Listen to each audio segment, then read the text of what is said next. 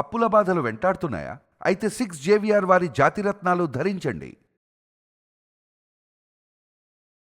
Hi hello నమస్తే welcome to మనం TV. మాజీ ఎమ్మెల్యే వల్లభనేని వంశీ మరోసారి తీవ్ర అస్వస్థతకు గురయ్యారు. కంకిపాడు పోలీసులు నకిలీ పట్టాల పంపిణీ వ్యవహారంలో విచారిస్తుండగా శ్వాస తీసుకోవడంలో ఇబ్బంది పడుతున్నారని విజయవాడ ప్రభుత్వ ఆసుపత్రికి తరలించారు.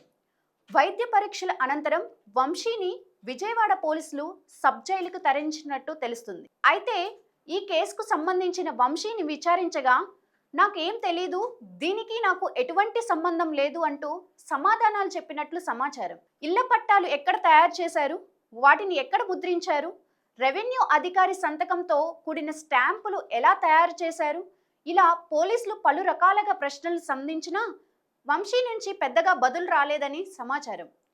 ఇక వంశీ ఆరోగ్య విషయంపై మాజీ మంత్రి పేర్ని నాని మీడియాతో మాట్లాడారు. వంశీ ఆరోగ్య పరిస్థితిపై కూటమి ప్రభుత్వానికి కనీసం మానవత్వం లేదని, అనారోగ్యంతో బాధపడుతున్న వంశీని విచారణ పేరుతో ఆసుపత్రి నుంచి పోలీస్ స్టేషన్లకు తరలించడం సరికాదని ఆయన అన్నారు. కూటమి ప్రభుత్వానికి వత్తాసు పలుకుతున్న ఉద్యోగులందరినీ చట్టం ముందు నిలబెడతానని ఆయన అన్నారు.